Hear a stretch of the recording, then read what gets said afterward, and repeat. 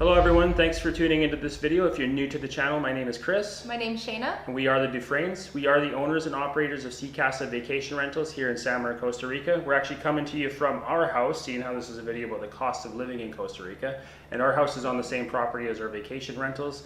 It's a 10-minute walk to the beach. If you do want to book, just go to casasamara.com or go to the links below if you are signed up to Airbnb. And so today we're going to talk about what it costs us to live in Costa Rica. So lots of people ask us this question. This is one of the main questions actually that we get asked almost on a weekly basis. It is a bit of a loaded question, I guess. Yeah, it is. It's like, are you going to come down here and use 1-ply or 2-ply toilet paper? And stuff your aloe vera. If you're a real man, try a new sandy with chili oil. With the heat of 400 chilies in every sheet. Are you going to live in a house that doesn't have air conditioning or one that has air conditioning, and also how cold do you want it?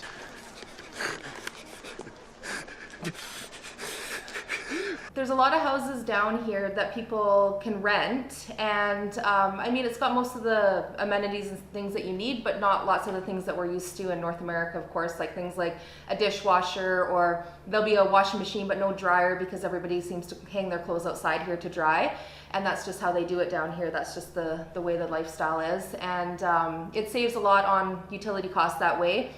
But if you are used to having those kind of things, then you specifically want to look for a place that, you know, is going to cost a little bit more, that's going to have those kind of amenities that you're used to. Yeah, so we're just going to break down all the costs that we have as a family of 4 living here, and with a vehicle, which I'll put at the end of the list. And then stay tuned for near the end of the video, or at the end of the video, I'm going to do a breakdown of each cost. I'm going to put it in US dollars and Canadian dollars because we do have viewers from both countries. But yeah, let's get into it.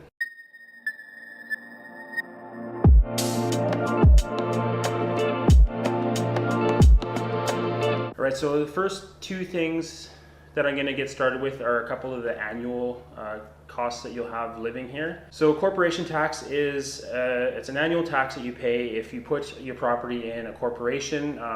It used to be more beneficial, from what I've read recently, that to do it as a corporation, because if, like for us, if you did it personal, it can only go in one person's name, and then say if I passed away, it'd be harder for her to get everything into her name. And then, so corporation, Shane and I are both on the corporation, so if something happens to me, it automatically defaults to her. They have changed some of the rules now, so it is a little bit harder. So if you are moving down, just talk to your lawyer and ask them what they suggest that you do for that. With the corporation, your vehicle and stuff goes under the corporation number as well. But that tax is due, it gets paid, I think it gets paid in January. Yeah, so it's paid at the beginning of the year, and that one is $120 US annually. Then they have some other things that are coming in as far as digital signature and things like that. So yeah, just talk to your lawyer when you're moving down, and they'll just direct you in the right path as far as that goes. The other one is a property tax. That's an annual one that's due between January and April, I think is what it was last year. I don't know if that changes, but it should be the same. Roughly $500 on most properties with a house. If it's just a property, then it's about $200 or something like that. So it just depends on the value of your property and your house and stuff like that. But just use $500 as an average, as an annual cost on that. Yeah, unless it's just bare land.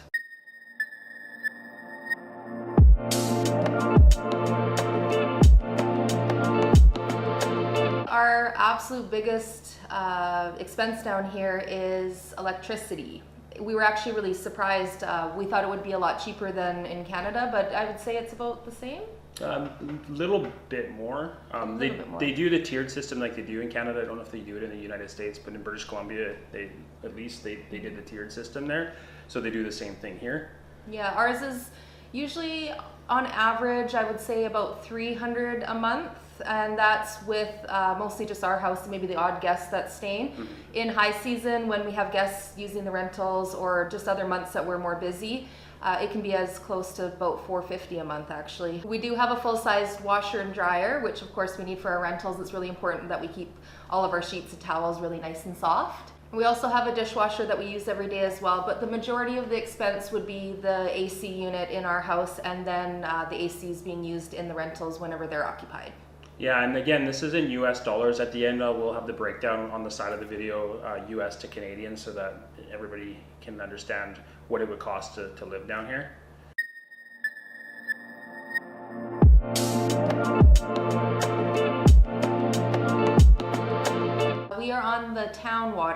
and in the rainy season, of course, we don't have to water the plants, so our bill is about $21 US, and in the dry season it's about double, so 42.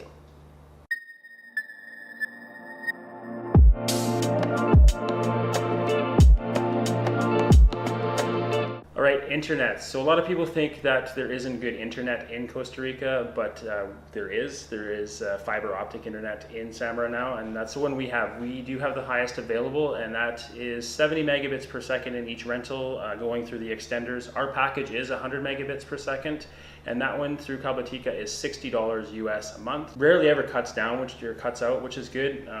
So it's pretty reliable as far as that goes. So yeah, if anybody is staying with us and they're working on the road, at least they know that they have good internet here. It's definitely better than what we had before. It would always go out, and it was, I mean, about the same price and definitely not as reliable before. So we're very, very grateful to have the new service provider in town now.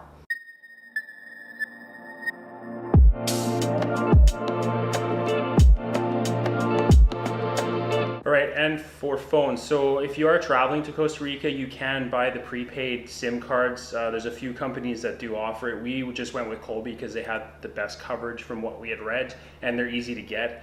So that one you can buy the SIM card at eSIM, or there's some little electronic shops around that'll do that. There's a couple in town. And that, I don't remember what the SIM card cost. I think it was like 1,500 colones or something like that, which is like $3. And then all you do is you go into one of the stores that actually has the Colby sign, and then you can add on as much as you want. The only thing with that is it does get expensive when you're outside of Wi-Fi and you're having to use mobile data, so you'll be loading it all the time. We did that for, what was it, a year and a half for some reason. I don't know why we did. And we decided finally, let's just go in and get plans. So we did a 2-year plan. No, was it 2 years? Yeah, 2 years. 2-year plan. They don't really do a contract because you can leave the country, and they're not, as long as your bill's paid, it's fine. If not, they just cancel it. But we did a 2-year plan, and they had a promotion on at that time. So it went from 5 gigabytes to 10 gigabytes of data. Free WhatsApp, 300 minutes and 300 text messages, and we paid $32 US for that for each phone. So a lot cheaper than we used to pay in Canada. Canada, we got ripped off as far as cell phones go. Yeah. So yeah, that's a nice thing, is at least you know that that's pretty inexpensive here. If you are planning on moving down, it's good to have a phone and be able to use it everywhere. Most people use WhatsApp here, and if you're in Wi-Fi, it's just, you can call people for free as long as they have WhatsApp.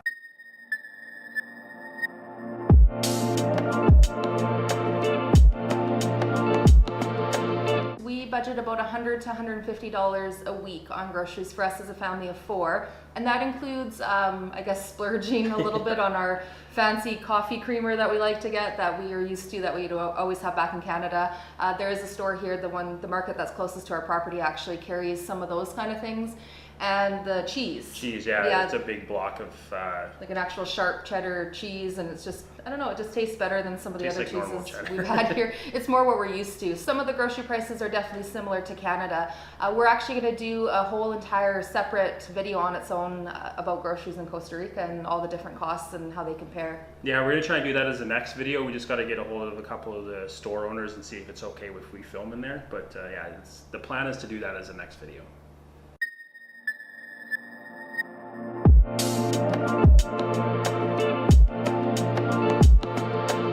All right, so yeah, we get this question a lot too. How much does alcohol cost here? Everybody's an alcoholic that messages us. I don't know. I put down $5,000 a month. I'm just kidding though. No. A lot of people come and visit, and you're going to end up spending that time with them having wine, beer, and spirits. And so we wanted to include that in here. If you don't drink alcohol, obviously this isn't going to affect you at all. A 6-pack of Imperial or Pilsen, which is the national beer here, is about 5,000 colones for a 6-pack, which works out to, what was it, $8.75 for 6 beer in a can. You can get like the big 40s, no brown bag.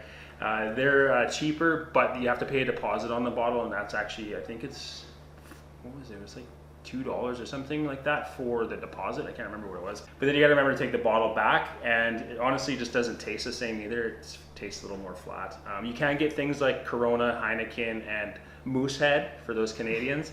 But you're gonna end up paying a little bit more for that. I've seen Red Stripe here, and then there's also some craft breweries that are now bottling stuff in Costa Rica. You can buy those at some of the stores as well. So it's not as accessible as far as stuff outside of the country, but if you are looking for beer, there's a little bit of choice.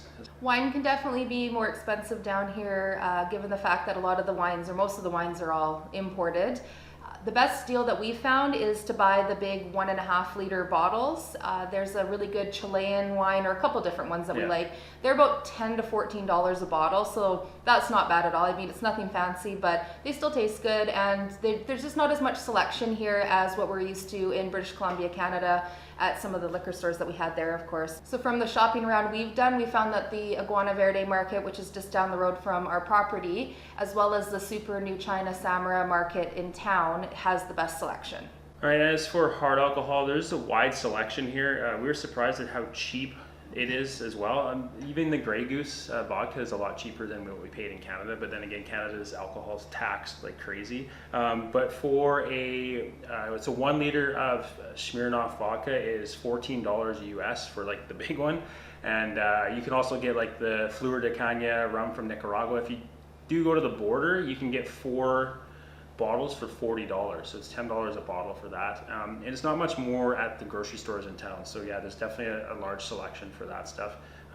It's crazy, the price difference. It was such a surprise because a lot of it's imported, so we didn't expect it to be that cheap. We thought we'd pay more than what we paid in Canada, or about the same, but yeah, it's significantly cheaper for sure. And for our Canadian viewers, Clamato is more expensive here, but you save on the vodka, so it actually works out to the same as making a Caesar at home. So.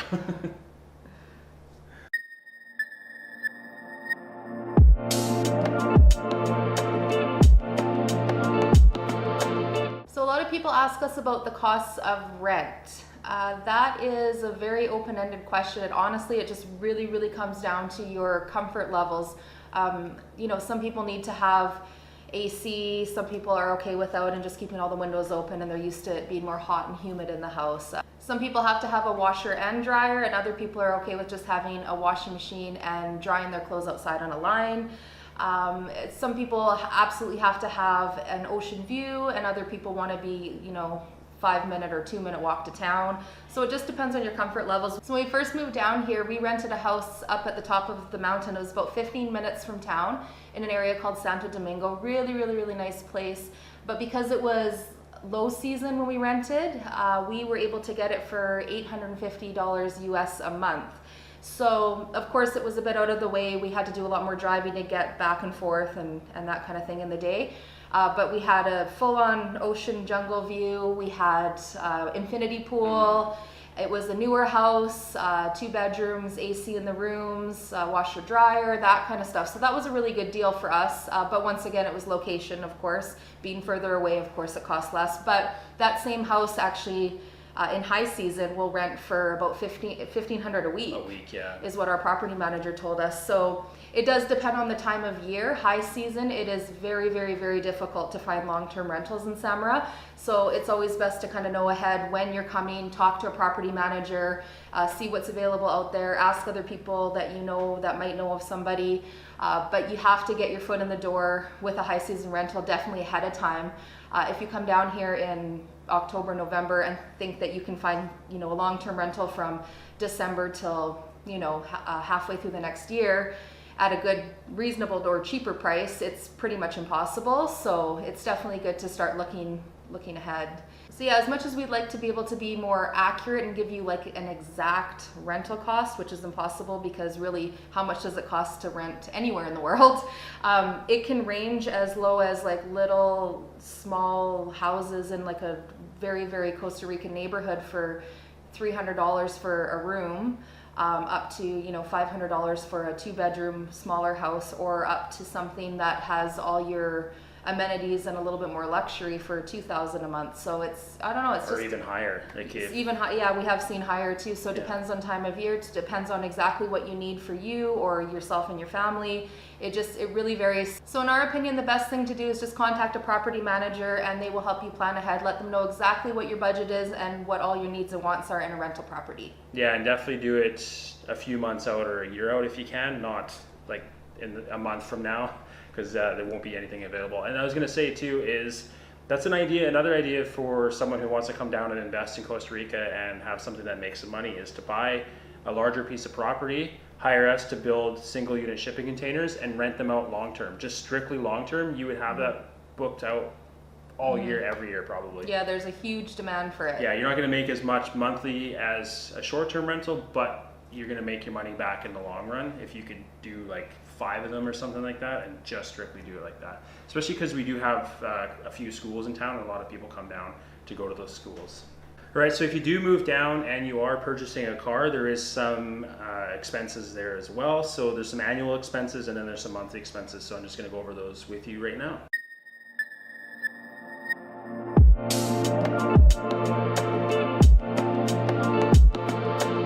So Retive is a annual or biannual inspection depending on how new your vehicle is. If it's within a couple years, you only have to do it every 2 years, and then older vehicles is once a year. And all that is an annual inspection just to make sure your vehicle is up to par as far as being roadworthy. Some of the cars we question how they get through the inspection, but we're not going to go there.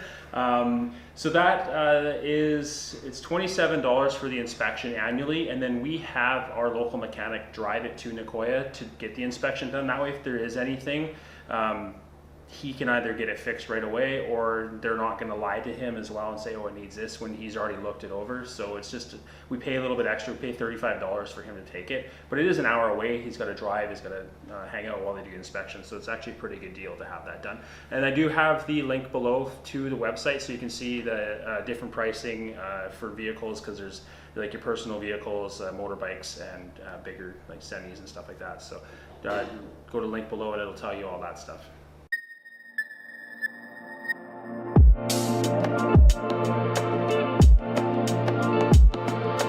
So yeah, the Marchamo is the annual registration and liability insurance that you have to put on your vehicle every year. It's due in December. We have a 2001 RAV4 and it cost us $330 for our Marchamo. You can buy extra insurance as well through a private company called INS. They have different packages and different pricing, again, depending on what your vehicle is, what year. And it's something we haven't done yet. We do need to do that, so we can't really share how much that is. Some people have got it, but I don't know. They'd have just different packages, yeah. I'm sure. Yeah, so all you have to do to pay your Marchamo is just go into the bank with your registration and your passport, or your cedula if you do have residency, and then they can bring up how much it costs for that year, and they'll give you a little sticker that you put up in the window.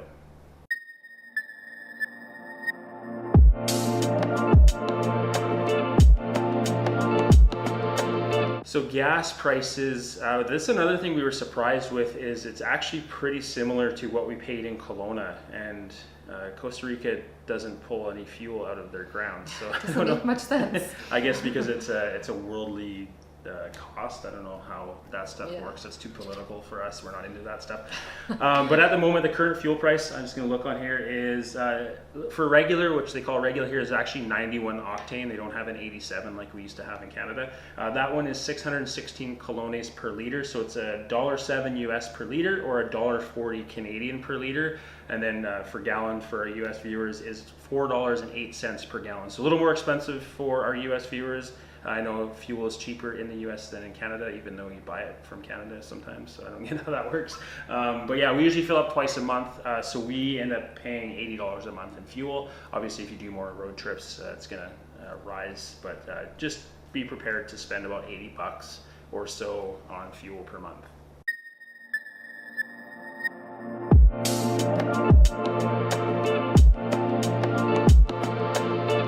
Oil changes, we have a mechanic that's just outside of Samara. He charges, what was it, $50 for non-synthetic oil, and then it's $80 for synthetic oil, and that's in our RAV4, which uses, I think it's, 4 liters of oil. And we do that twice a year with the amount of driving we do.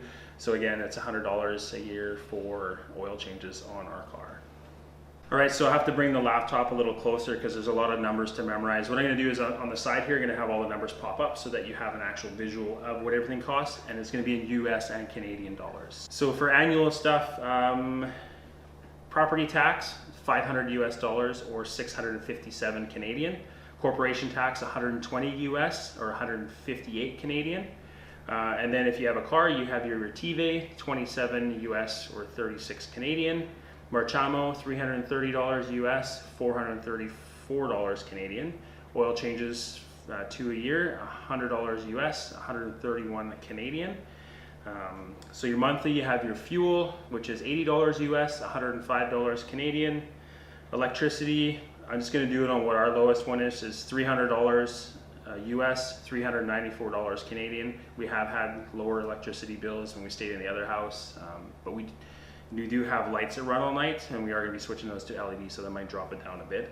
Water, $30 US or $39.50 Canadian. Internet, $60 US or $79 Canadian. Cell phones for 2 phones, $64 US, $84 Canadian. Groceries budgeted $150 a week, so $600 a month US, $788 Canadian.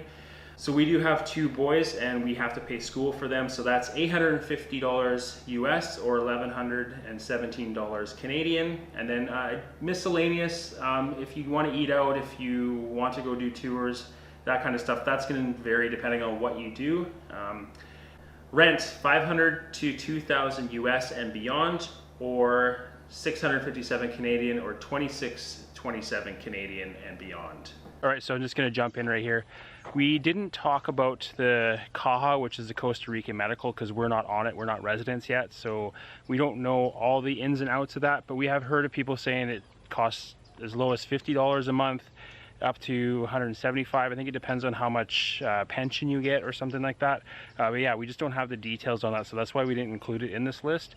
Also, there is medical insurance you can get through INS, and then a few other companies as well, I think Blue Cross or something. Again, we don't have that yet. We just pay out of pocket right now because we are still somewhat healthy, and if we have to go to the hospital or go see Dr. Freddy, then we just pay cash for that. So we did leave that out of the list, unfortunately. We just don't have the answers to that. All right, so that's it for this video. I hope this helps people understand what to expect moving to Costa Rica, whether it's a long-term thing or you're just doing it for a year or 2 years or something like that. Again, these are questions that people had asked us. And yeah, we tried to get it as accurate as we could. Sorry. Yeah. We're just basing it on things that we know, but then some things that are just a little, up in the air. But that's anywhere you live. There's never ever a set amount for every single thing. So we're just trying to get it as close as possible. Yeah. If someone was to ask how much does it cost to live in Kelowna, it'd be the same thing. We can't. Yeah. How much does it cost to live in Tokyo? Yeah. But at least this way you have an idea of what it costs us as a family of 4 with some modern amenities like the AC, the dishwasher, because Shayna would have killed me if we didn't have a dishwasher. Because then I'd be the dishwasher. But yeah, thanks for watching this video. Hope you guys like it. If you really liked it, leave a thumbs up. If you're new to the channel, hit the subscribe button and the little, what is it, a bell? A bell. I guess it's a bell. Just to get notified when the videos come up. We are trying to do these videos every Sunday until we run out of questions to answer.